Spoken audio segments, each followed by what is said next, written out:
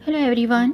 सनातन परंपरा में गौमाता की सेवा और पूजा को अत्यंत ही शुभ और पुण्यदायी बताया गया है। आज की वीडियो में हम जानेंगे गौ पूजा से जुड़ा गोपाष्टमी का व्रत इस साल कब मनाया जाएगा, 29 अक्टूबर या 30 अक्टूबर। जानेंगे सही तिथि, गोपाष्टमी का शुभ मुहूर्त, पूजा विधि और गोपाष्टमी की पौराणिक कथा। दोस्तों, सनातन परंपरा में कार्तिक मास के शुक्ल पक्ष की अष्टमी तिथि को गोपाष्टमी के नाम से जाना जाता है। ये दिन गौ पूजा और गौ सेवा के लिए अत्यंत ही शुभ और पुण्यदायी माना गया है। हिंदू मान्यताओं के अनुसार जिस गौ माता के शरीर में 33 करोड़ देवी देवता का वास होता है, उसकी पूजा गोपाष्टमी के दिन करने से सभी कष्ट दूर होते हैं, सभी मनोकामनाएं पूरी होती हैं, सभी देवी देवताओं का आशीर्वाद मिलता है, सुख सौभाग्य का आशीर्वाद मिलता है।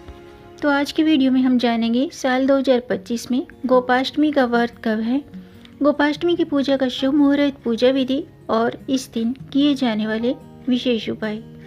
तो दोस्तों, वीडियो शुरू करने से पहले आपसे एक खास बात, अगर आप इस चैनल पर नए आए हैं और पहली बार आए हैं तो इस चैनल को सब्सक्राइब कर दीजिए और बेल आइकन बटन प्रेस कर दीजिए ताकि आने वाली वीडियो देख सकेंगे आप सबसे पहले। और जिन्होंने मेरा चैनल सब्सक्राइब कर दिया है, यानी कि अपना सपोर्ट दिया है, अपना प्यार दिया है, उनका दिल से आभार, बहुत बहुत धन्यवाद।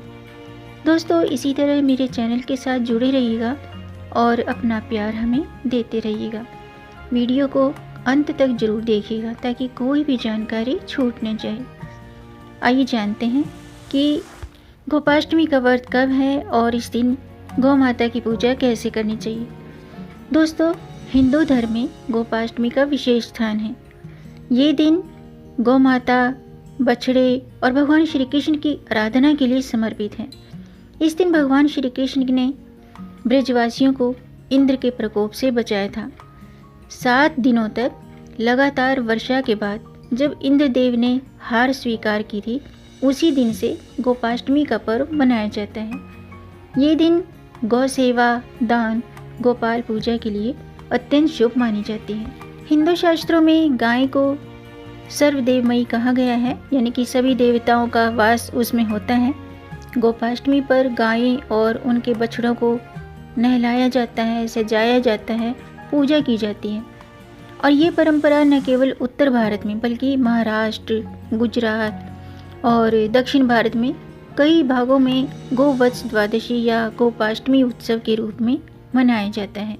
गोपाष्टमी केवल गौ पूजन का ही पर्व नहीं है, बल्कि ये सेवा, कृतज्ञता और प्रकृति के संरक्षण का संदेश देता है। भगवान श्री कृष्ण ने हमें सिखाया है कि प्रकृति और जीवों की रक्षा करना ही सच्चा धर्म है। गोपाष्टमी का ये पावन दिन गौ माता की सेवा, भगवान श्री कृष्ण की भक्ति और धन धान्य की प्राप्ति के लिए अत्यंत शुभ है। इस दिन पूरे श्रद्धा भाव से पूजा करने पर, गौ सेवा करने पर घर में सौभाग्य, शांति और समृद्धि का वास होता है। आइए जानते हैं साल 2025 में गोपाष्टमी का पर्व, गोपाष्टमी का व्रत कब है। दोस्तों, इस साल कार्तिक महीने के शुक्ल पक्ष की अष्टमी तिथि 29 अक्टूबर बुधवार को प्रातःकाल 9:23 पर शुरू होकर 30 अक्टूबर गुरुवार के दिन प्रातःकाल 10:06 पर समाप्त होगी। इस तरह उदय तिथि को आधार मानते हुए इस साल गोपाष्टमी का पर्व 30 अक्टूबर गुरुवार के दिन मनाना उचित रहेगा।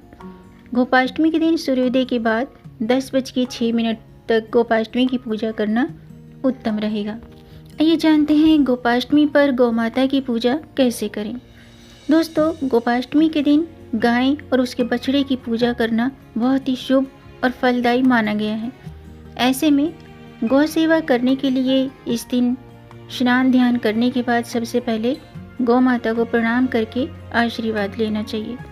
इसके बाद गौ माता और गोवंश को स्नान कराकर उनकी साफ सफाई करें। इसके बाद गौ माता के शरीर को सुखा करके उनके सींग पर काला रंग लगाना चाहिए। इसके बाद गौ माता को हल्दी, चंदन, रोली इनसे तिलक करें। उन्हें फल फूल, धूप दीप दिखा करके आरती करें और ओम नमो देवे महादेवे सुरभये च नमो नमः इस मंत्र का जाप करें और पूजा करें। पूजा करने के बाद उनकी आरती करना बिल्कुल ना भूलें।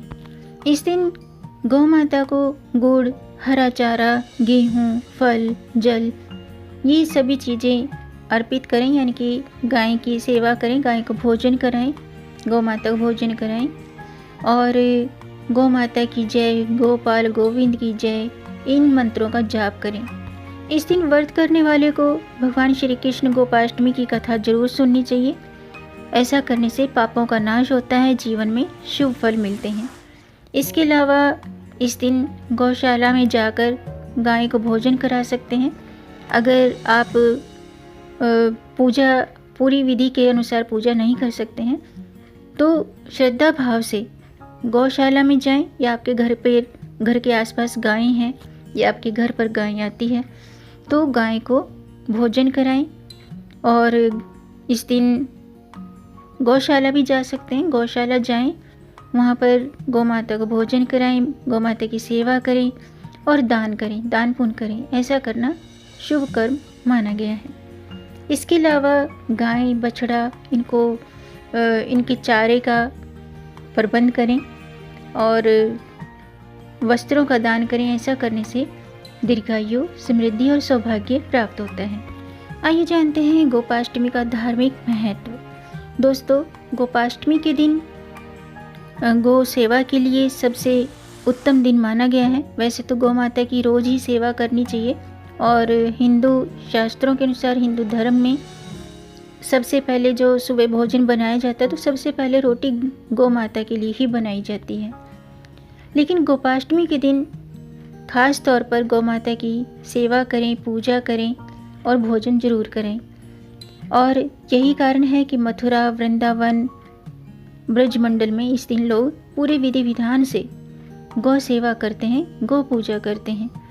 गोपाष्टमी पूजा से जुड़ा एक मान्यता है कि जब भगवान श्री कृष्ण ने इंद्र का अभिमान दूर करने के लिए गोवर्धन पर्वत को कनिष्ठिका उंगली पर उठा लिया था तो उसी दिन इंद्रदेव ने अपनी गलती की माफ़ी मांगते हुए अपनी पराजय स्वीकार कर ली थी।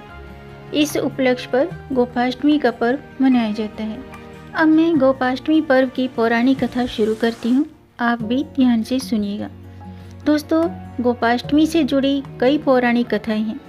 एक कथा के अनुसार गोपाष्टमी पर्व का जो सीधा संबंध है भगवान श्री कृष्ण की गोचरण लीला से है। पौराणिक कथा के अनुसार बाल कृष्ण ने माता यशोदा से जिद की कि अब वे बड़े हो गए हैं और गाय चराना शुरू करना चाहते हैं। माता यशोदा ने नंद बाबा से इसकी अनुमति मांगी। नंद महाराज ने शुभ मुहूर्त जानने के लिए एक ब्राह्मण से सलाह ली। ब्राह्मण ने कहा, गाय चराने की शुरुआत के लिए कार्तिक शुक्ल पक्ष की अष्टमी का दिन सबसे उत्तम और शुभ है। माता यशोदा ने अपने लल्ला भगवान श्री कृष्ण का श्रृंगार किया। जब उन्हें जूते पहनाने लगी तो बाल कृष्ण ने मना कर दिया। उन्होंने कहा, मैया, जब मेरी गौएं जूतियाँ नहीं पहनती हैं तो मैं कैसे पहन सकता हूँ? यदि पहना सकती हो तो उन सभी को भी पहना दो। इस प्रकार भगवान श्री कृष्ण ने वृंदावन में रहने तक कभी पैरों में जूतियाँ नहीं पहनी। आगे आगे गौ माताएं चली और उनके पीछे बांसुरी बजाते हुए भगवान श्री कृष्ण, उनके बड़े भाई बलराम और ग्वाल गोपाल उनका यश गान करते हुए वन में प्रवेश करने लगे। इस प्रकार भगवान की गोचरण लीला का आरंभ इस शुभ तिथि पर हुआ था और तभी से ये दिन गोपाष्टमी कहलाया।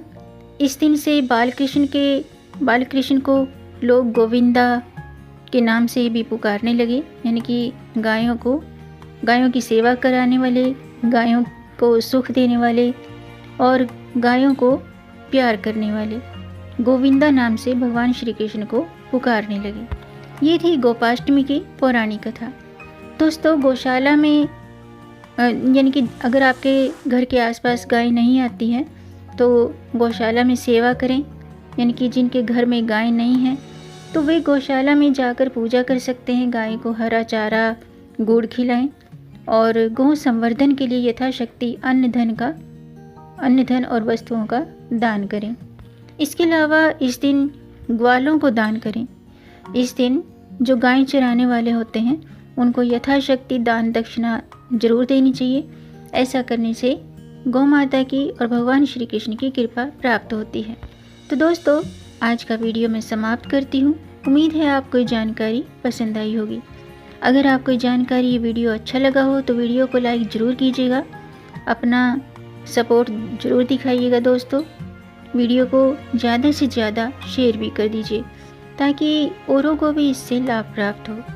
और अगर आपका कोई प्रश्न है या कोई सुझाव है तो कमेंट बॉक्स में ज़रूर लिखिएगा और मेरे चैनल को सब्सक्राइब ज़रूर कीजिएगा ताकि आने वाली वीडियो देख सकेंगे आप सबसे पहले।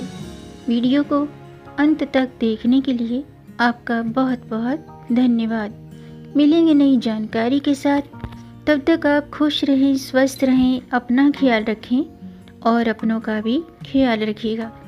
जय श्री हरि, हर हर महादेव, जय गौ माता की।